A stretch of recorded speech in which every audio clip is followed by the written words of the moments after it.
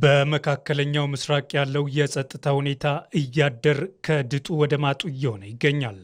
ካለፉት የጥፋት ሂደቶች በመነሳት አሜሪካና ኢራን ወደ ተሻለ አማራጭ ይሄዳሉ የሚለው ተስፋም እየተሟጠጠ ጉዳዩ መሽቶ በነጋ ቁጥር እየተካረረ መጥቷል።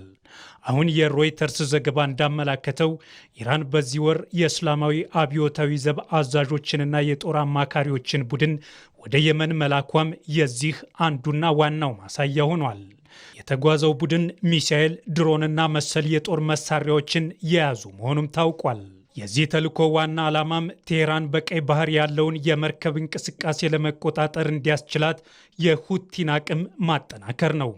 ሁለት የሳውዲ አረቢያ ነዳጅ ጫኝ መርከቦች በቀይ ባህር ሁቲዎች ጥቃት ተፈጽሞባቸዋል። ይህንን ጥቃት ማድረሳቸውን ተከትሎ የአሜሪካው ፕሬዝዳንት ዶናልድ ትራምፕ ኢራንና ሁቲዎች ላይ ከባድ ወታደራዊ ምላሽ እንደሚሰጡ ዝተዋል። ጥቃቱ ግጭቱ ከሆርሙዝ ባህረ ሰላጤ በተጨማሪ ወደ ሌላ ዋና የዓለም የባህር ንግድ መስመር መስፋፋቱን ማሳየት ጀምሯል። ይህም የነዳጅ አቅርቦት ላይ የሚኖረውን ስጋት እያባባሰው ይገኛል። በዚህም የአንድ በርሜል ዋጋ ከግንቦት ወር ወዲህ ለመጀመሪያ ጊዜ $100ን ተሻግሯል። ጦርነቱን ለማስቆም የታሰበው ጊዜያዊ የተኩስ አቁም ስምምነት ከፈረሰ 2 ሳምንታት በኋላም የአሜሪካ ጦር ባለፈው ሐሙስ ምሽትና አርብ ማለዳ በኢራን ላይ ለ13ኛ ተከታታይ ሌሊት የአየር ጥቃት መፈጸሙ ተገልጿል። በምላሹም ኢራን የአሜሪካ ወታደራዊ ሰፈሮችን የሚያስተናግዱ ጎረቤት የአረብ ሀገራትን በሚሳኤል መምታቷ ተነግሯል።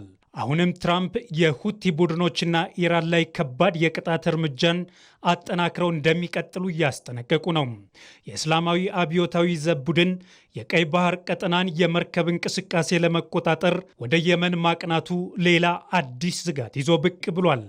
የተለያዩ ምንጮች እየገለጹት እንደሚገኘው ከሆነ የየመን የመረጃ ሚኒስትርና የቀጠናው የደህንነት ተንታኝን ጨምሮ ኢራን ሐምሌ 6 ከቴህራን ወደ የመን የተነሳም የማሃን ኤር በረራ የእስላማዊ አብዮታዊ ዘብ አዛዦችን፣ የጦር አማካሪዎችንና ወታደራዊ ቁሳቁሶችን ማጓጓዟን አረጋግጠዋል።